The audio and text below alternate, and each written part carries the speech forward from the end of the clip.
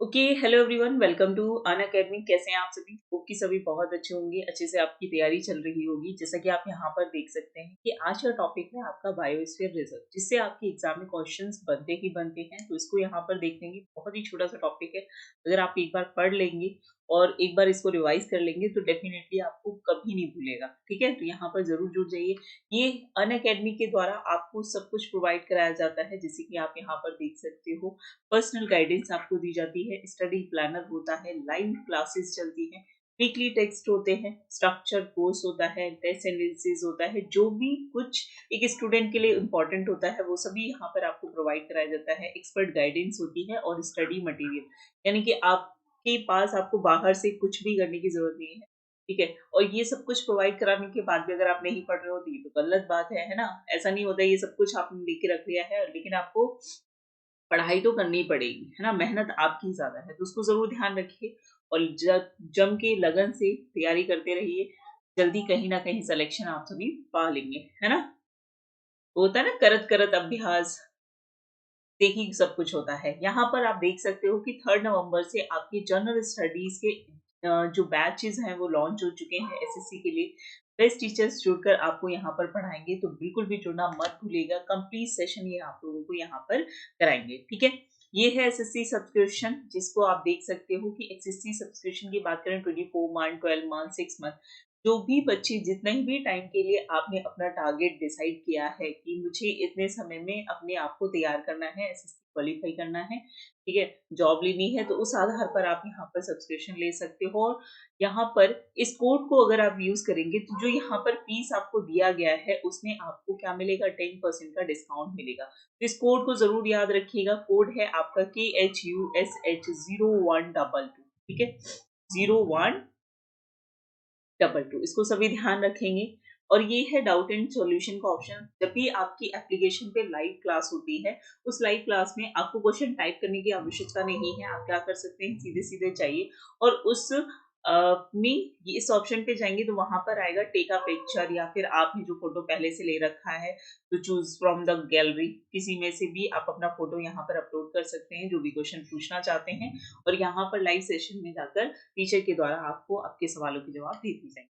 यहाँ पर है रेज हैंड, यानी कि आप अपने फेवरेट टीचर से जिससे भी सवाल करना चाहते हैं उनसे यहाँ पर रेज हैंड करके क्वेश्चन पूछ सकते हैं। देख, जैसे कि आप यहाँ पर देख सकते हो। ठीक है, एक्सेप्ट करके टीचर आपको आपके सवालों के जवाब दे देंगे।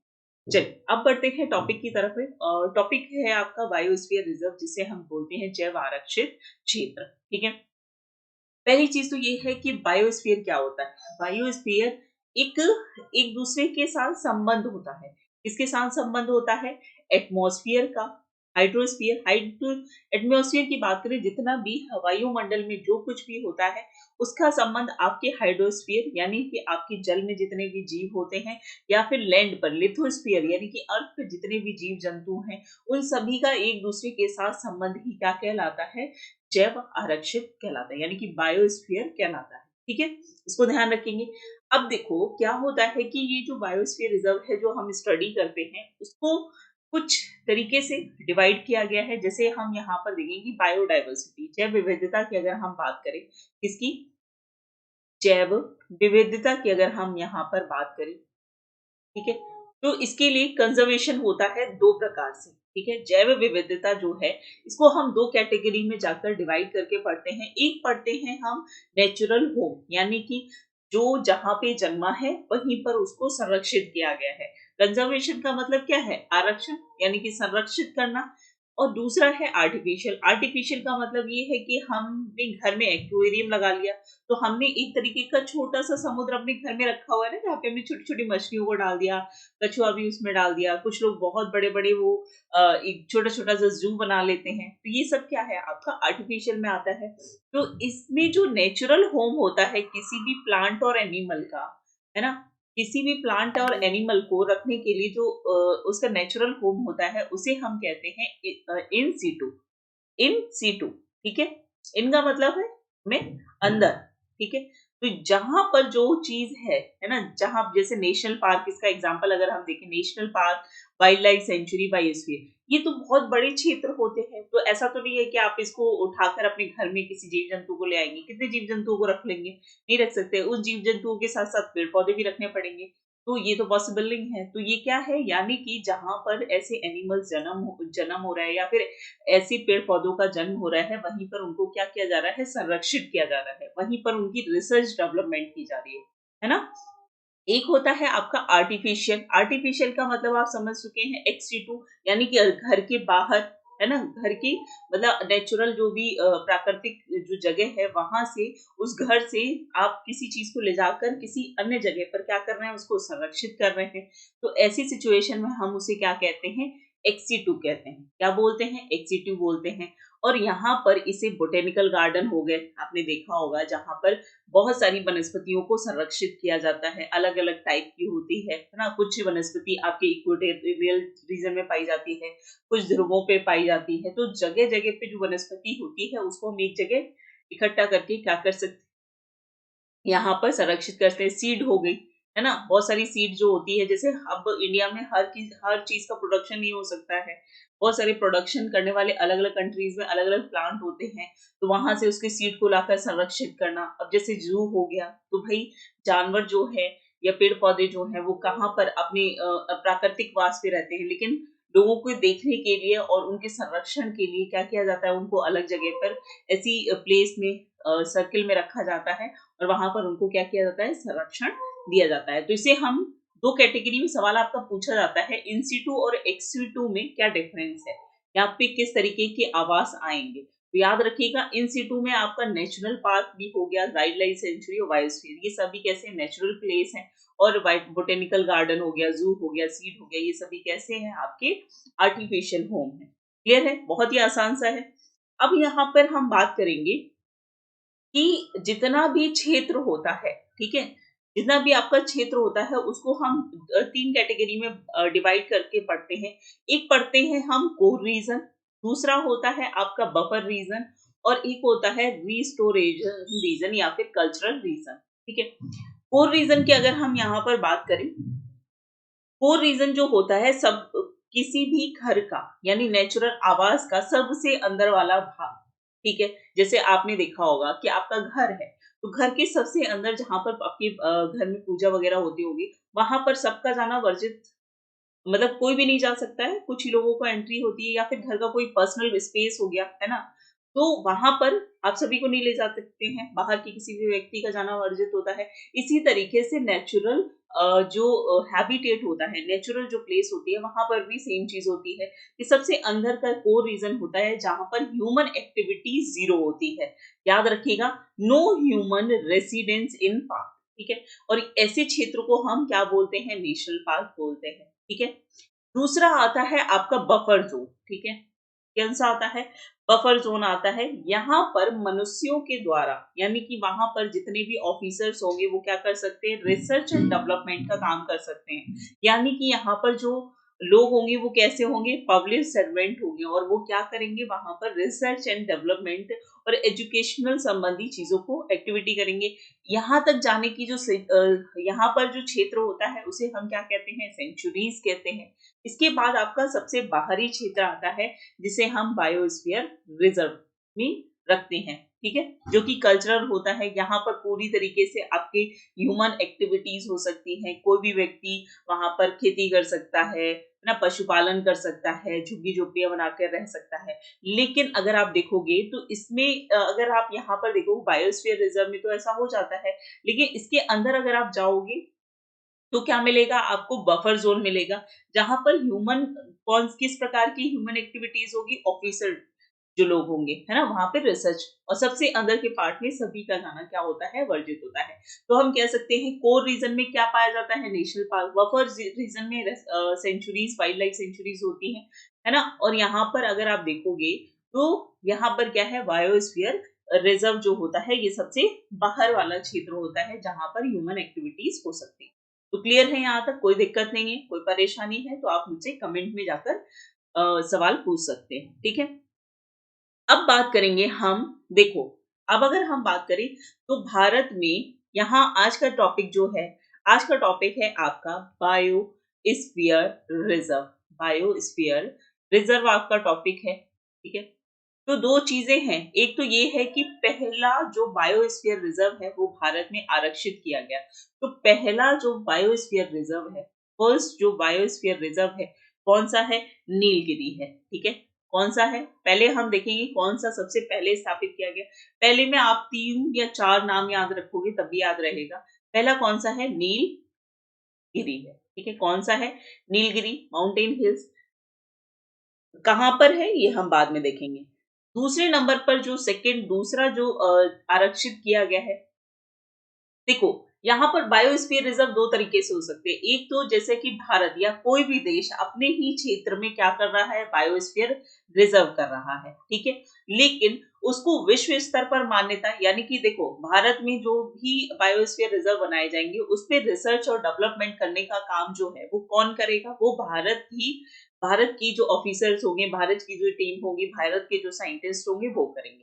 लेकिन अब उसमें अगर हम किसी नई स्पीसीज को रख रहे हैं जो कि बाहर से है, तो हमें क्या करना है? हम चाहते हैं कि हमारे बायोस्फीयर रिजर्व को अंतरराष्ट्रीय दर्जा मिले, जिससे कि विश्व के और बढ़िया से जो बड़े बड़े साइंटिस्ट हैं जो रिसर्च करते हैं वो भी यहाँ पर आकर अपना रिसर्च और डेवलपमेंट करें, वो भी यहाँ पर आकर इस क्षेत्र का विकास करें। तो उसके लिए हमें क्या करना पड़ेगा? अपने ही क्षेत्र को अंतरराष्ट्रीय स्तर पर लेके जाना पड़ेगा। तब हम कहते हैं कि भाई इन यूनेस्को के द्वारा मान्यता दी जाती है। आपने अपने बायोस्फीयर रिजर्व बना दिए हैं, लेकिन यूनेस्को क्या उसको अंतरराष्ट्रीय मान्यता दे रहा है? तो अगर वो मान्यता देगा तो फिर विश्व स्तर पर आपकी जो बायोस्फीयर है आपके देश में, उन सभी पर रिसर्च डेवलपमेंट करने के लिए देश के अलग अलग देशों से क्या होंगे? साइंटिस्ट आएंगे, ठीक है, लोग आएंगे देखने के लिए। तो यहाँ पर दूसरे नंबर पर जो आरक्षित किया गया, याद रखिएगा ये पहला पूछा जाता है कब आरक्षित किया गया। तो ये किया गया आपका 1986 में।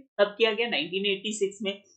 इसके 2 साल बाद फिर से एक बायोस्फीयर रिजर्व बनाया गया जिसका नाम था नंदा देवी, ठीक है, नंदा देवी। नंदा देवी की बात करें तो ये 2 साल बाद मैंने आपको बताया है, तो कब हुआ? आपका 1988 में। याद रखिएगा पहला नीलगिरी 1986 में, दूसरा 2 साल बाद हुआ है कब? 1988 में, ठीक है। तीसरा की अगर हम बात करें, तीसरा जो बायोस्फीयर रिजर्व बनाया गया वो कौन सा है? वो है आपका नॉकरेक। कौन सा है? नॉकरेक। और ये कब स्थापित किया गया है? तो जब आपका नंदा देवी किया गया तब कौन सा किया गया? नॉकरेक। तो 1988 में, ठीक है। कब किया गया? 1988 में। और इसके बाद चौथा, ठीक है, ये 4 आप तो याद कर ही लो, पूछ लिए जाते हैं। हो सकता है कि इनका क्रम पूछ लिया जाए कि शुरुआती जो बायोस्फीयर रिजर्व घोषित किए गए हैं वो कौन कौन से हैं। तो चौथा है आपका ग्रेट निकोबार। कौन सा है? ग्रेट निकोबार, जिसको 1 साल बाद स्थापित किया गया, यानी कि 1989 में, ठीक है। तो ये आपके 4 बायोस्फीयर रिजर्व हैं, याद रहेगा। क्लियर है? यहां तक बात सभी को समझ आई है? इसके बाद अगर आप देखोगे तो बेसिकली आपका एक चीज पूछा जाता है कि यूनेस्को में ये जो बायोस्फीयर रिजर्व है ये कौन देखता है। तो एक प्रोग्राम चलाया गया MAB, एक यूनेस्को के द्वारा 1971 में एक प्रोग्राम चलाया गया जिसे हम कहते हैं MAB। इसका मतलब है man and the biosphere reserve. Man and the biosphere, एक सेकेंड, ठीक है, रिजर्व। अब आप समझ सकते हो कि इसको किसके द्वारा रेगुलेट किया जा रहा है? यूनेस्को द्वारा। यानी कि अंतरराष्ट्रीय स्तर पर जो बायोस्फीयर रिजर्व को देखेगा वो कौन देखेगा? MAB देखेगा, ठीक है। कौन देखेगा? जितने भी पर्यावरण और मनुष्यों के बीच जो संबंध स्थापित करने के लिए जो भी रिसर्च डेवलपमेंट किए जाएंगे, यानी कि एनवायरमेंट भी सेफ रहे और मनुष्य भी सेफ रहे, ऐसी ह्यूमन एक्टिविटीज को कौन देखेगा? MAB देखेगा, ठीक है। तो अगर हम देखें तो वर्तमान में भारत में कुल कितने बायोस्फीयर रिजर्व हैं? इन इंडिया, इंडिया की अगर हम बात करें तो वर्तमान में आपके कितने बायोस्फीयर रिजर्व हैं? तो 18। कितने हैं? कुल 18 बायोस्फीयर रिजर्व। कितने हैं? कुल 18 हैं। अब सवाल ये है कि ये 18 के 18 बायोस्फीयर रिजर्व यूनेस्को की world heritage site, world UNESCO site में शामिल हैं? नहीं, ठीक है। कितने हैं? 11। 18 में से 11 जो हैं वो किसमें शामिल हैं आपके? 18 में से जो 11 है वो किसमें शामिल हैं? आपके यूनेस्को साइट में, अब यहाँ पर याद आ जाता है कि 11 में कौन कौन सा है, तो यहाँ पर नोट कर लीजिए। पहला है आपका सुंदरवन। कौन सा है? सुंदर वन, जो डेल्टा है, ठीक है। सुंदरवन जो है ये कहाँ पर है आपका? पश्चिम बंगाल में। ये भी कहाँ है? ये एक सेकेंड, इसको यहाँ पर इरेज कर देती हूँ जिससे कि आप लोगों को यहाँ पर देखने में दिक्कत नहीं होगी। चलिए, ये सारा का सारा ही इरेज कर देती हूँ। क्लियर है? चल, तो यहाँ पर अगर हम बात करें तो पहले नंबर पे आता है आपका कौन सा? सुंदर वन।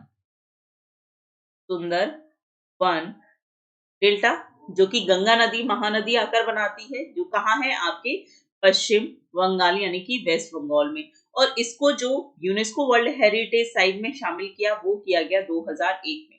यानी कि पहला बायोस्फीयर रिजर्व जिसे वर्ल्ड जो MAB के द्वारा क्या किया गया, यूनेस्को की वर्ल्ड बायोस्फीयर रिजर्व में शामिल किया गया, वो कब किया गया? 2001 में। ठीक है।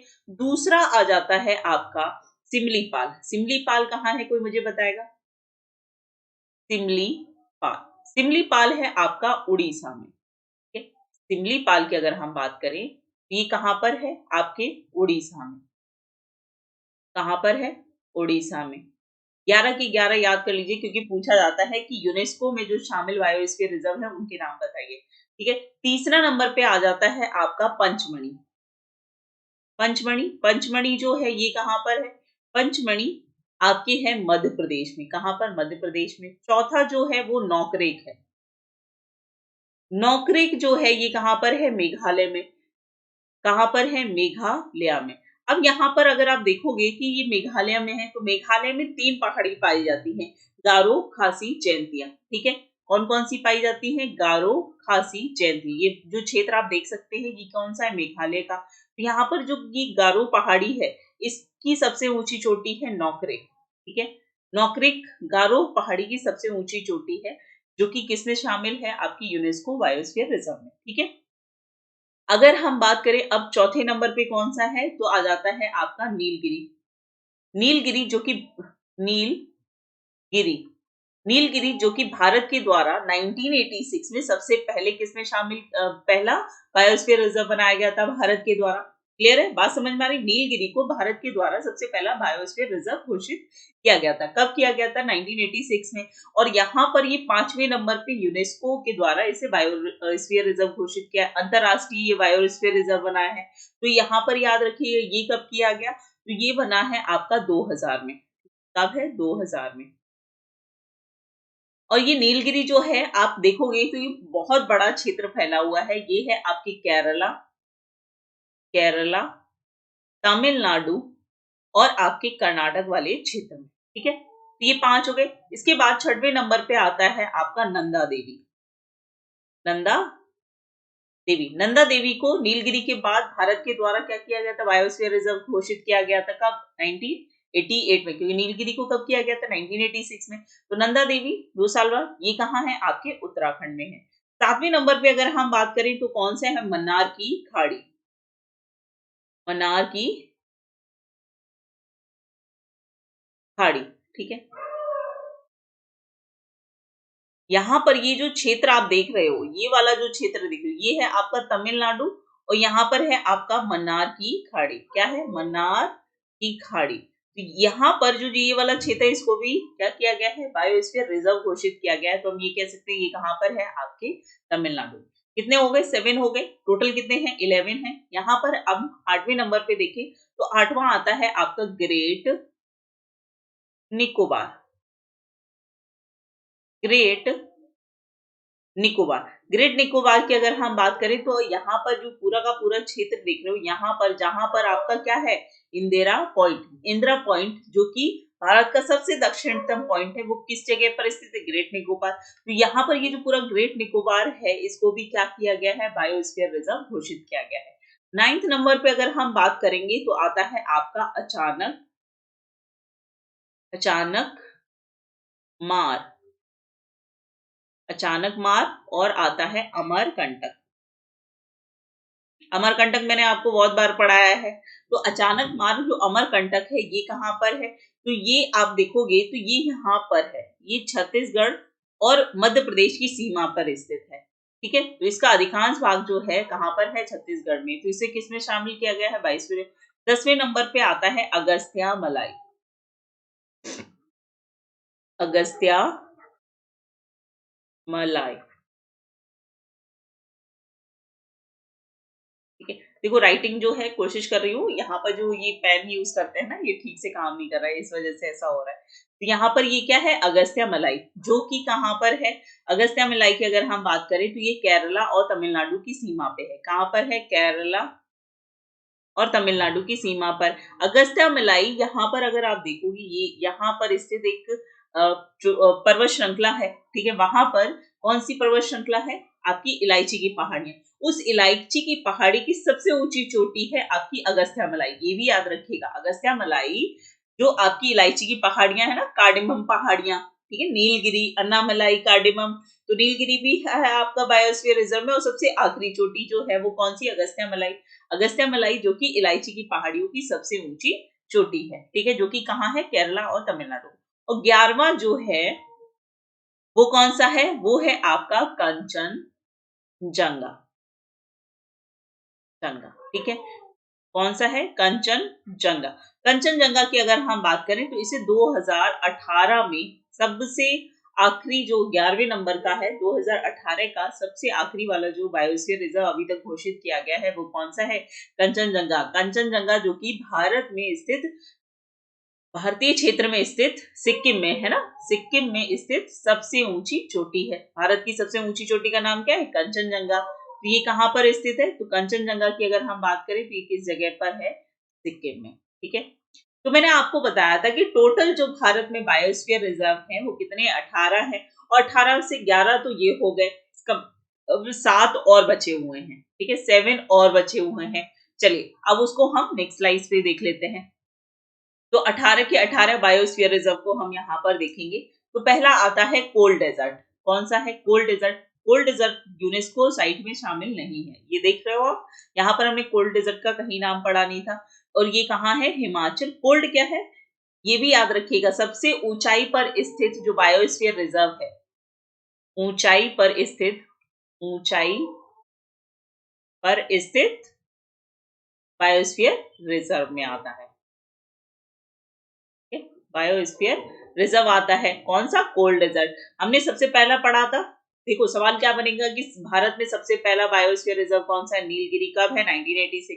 भारत में सबसे ऊंचाई पर स्थित बायोस्फीयर रिजर्व कौन सा है, कोल्ड डेजर्ट। यूनेस्को साइट में कितने शामिल हैं, 11, जिसके हमने नंदा देवी की अगर हम बात करें उत्तराखंड में है, ये बायोस्फीयर रिजर्व में है। कंचनजंगा ये भी बायोस्फीयर रिजर्व में है। दिहांग दिबांग हमने नहीं पढ़ा था। दिहांग दिबांग आपके बायोस्फीयर रिजर्व में नहीं है, लेकिन ये कहाँ पर स्थित है, ये भारत का बायोस्फीयर रिजर्व है। और ये कहाँ है, अरुणाचल प्रदेश में।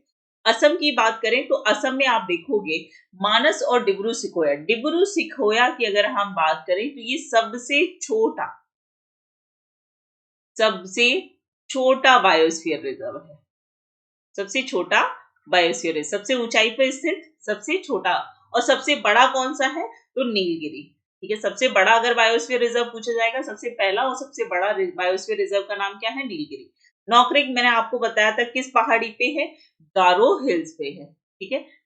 हिल्स, देखो पर्वत, पठार, पहाड़ी क्या होते हैं ये मैं आपको पढ़ाऊंगी बाद में, ठीक है, क्या डिफरेंस होता है। पन्ना जो कि कहाँ है, जो कि एक भारत की सबसे ज्यादा सोना उत्पादन करने वाली खान भी है। ये क्षेत्र भी किसमें है, ये क्या बनाया गया है, आपका बायोस्फीयर रिजर्व घोषित किया गया है। समझ में आ रहा है, एक बार पढ़ लो। 18 है, याद कर लो कौन सा कहाँ पर है, कौन सा ऊंचाई पे, कौन सा सबसे बड़ा है, कौन सा छोटा है। बस इससे ज्यादा कुछ नहीं पूछा जाता है यहाँ से। पंचमढ़ी की बात करें, ये भी आपके बायोस्फीयर रिजर्व में है, मध्य प्रदेश में। अचानक मार अमरकंटक की बात करें, अमरकंटक की पहाड़ी जहां से आपकी नर्मदा और सोन नदी निकलती है, पढ़ाया था मैंने, तो याद रखिएगा ये कहाँ है, मध्य प्रदेश और छत्तीसगढ़ की सीमा पे है। कच्छ का रंग, अच्छा हाँ, सबसे बड़ा जो एरिया है बायोस्फीयर रिजर्व का, मैंने अभी आपको बताया नीलगिरी। नीलगिरी नहीं है, सबसे बड़ा जो क्षेत्र है कच्छ का रण है। Largest area of biosphere reserve कौन सा है, कच्छ का रण है। नीलगिरी सबसे पहला है, ठीक है। कच्छ का रण जो है सबसे बड़ा जिला भी है भारत का। अगर आपसे पूछा जाए कि सबसे बड़ा जिला कौन सा है भारत का, तो कौन सा है, कच्छ है। और यही बायोस्फीयर रिजर्व भी है, ठीक है। सिमलीपाल जो कि उड़ीसा में है, ये भी बायोस्फीयर रिजर्व। सुंदरवन हमने पढ़ लिया है, कहाँ, वेस्ट बंगाल में। सेशलम की बात करें, इसमें थोड़ा सा बच्चे कंफ्यूज हो जाते हैं, सेशलम जो है कहाँ पर है, ठीक है। तो ये कहाँ पर है, आंध्र प्रदेश में, ठीक है। स्टार बना लो जिससे कि आपको याद रहे, जो चीजें बाकी आपको याद रहेंगी लेकिन जहां पर आपको थोड़ा डाउट होता है ना, वहां पे डबल स्टार बना लिया करो, जिससे कि आप 2-3 बार उसको देखो। अगस्त्य मलाई, मैंने आपको बताया अगस्त्य मलाई जो कि कार्डियम पहाड़ी की सबसे ऊंची चोटी है, कर्नाटक, तमिलनाडु और केरला की सीमा पे है। नीलगिरी सबसे पहला बायोस्फीयर रिजर्व बनाया गया कब, 1986 में, ठीक है। गल्फ ऑफ मन्नार आपको बताया था कहाँ पे है, तमिलनाडु, श्रीलंका और तमिलनाडु के मध्य स्थित है। ये भी क्या है आपका बायोस्फीयर रिजर्व। ग्रेट निकोबार ये कहाँ है, अंडमान निकोबार। तो टोटल कितने हमने बायोस्फीयर रिजर्व देखे हैं, 18 बायोस्फीयर रिजर्व देखे हैं। बहुत ही इंपॉर्टेंट टॉपिक है, आपके एग्जाम में इससे सवाल बहुत बार पूछे जाते हैं। तो भाई ऐसे ही करके एक एक टॉपिक को अच्छे से पढ़ लोगे तो भाई क्योंकि हम सभी जानते हैं कि जीएस जो है, जितना भी जनरल अवेयरनेस का आपका सिलेबस है, वो एक महासागर है। उस महासागर में से आपको क्या पढ़ना है जो कि आपके एग्जाम के लिए इम्पोर्टेंट है, बस इतना पता होना चाहिए, ठीक है। क्या पढ़ना है और उससे कहीं ज्यादा इंपॉर्टेंट होता है हमें क्या नहीं पढ़ना है। तो मैं आपको वो बताया है जो कि आपके एग्जाम और बिल्कुल ओरिएंटेड है। इसको एक बार जरूर रिवाइज कर लेना, मैपिंग के थ्रू कर लेना, कौन सा क्या है सब कुछ याद रखिएगा, ठीक है। चलिए, तो यहाँ पर आपको सेशन कैसा लगा है ये जरूर बताइएगा। और साथ ही के साथ अगर आपको लगता है कि कोई भी टीचर कोई आपत्तिजनक तरीके का स्टेटमेंट दे रहा है या फिर आपको कंटेंट डिलीवर कर रहा है जो कि नहीं करना चाहिए, जो कि आपके लिए सही नहीं है, सोसाइटी के लिए सही नहीं है, आप क्योंकि आप तैयारी कर रहे हो तो आप में इतनी समझ है कि आप सही और गलत को बता सकते हो, है ना। तो अगर आपको लगता है कि कुछ गलत बताया गया है और कुछ ऐसा बताया गया है जो कि नहीं पढ़ाना चाहिए था, तो आप यहाँ पर क्या कर सकते हैं, रिपोर्ट कर सकते हैं और प्राइजेस भी जीत सकते हैं, ठीक है। तो thank you so much. Session को लाइक और शेयर करना बिल्कुल मत भूलिएगा। और चलिए, तो thank you so much, take care, bye bye.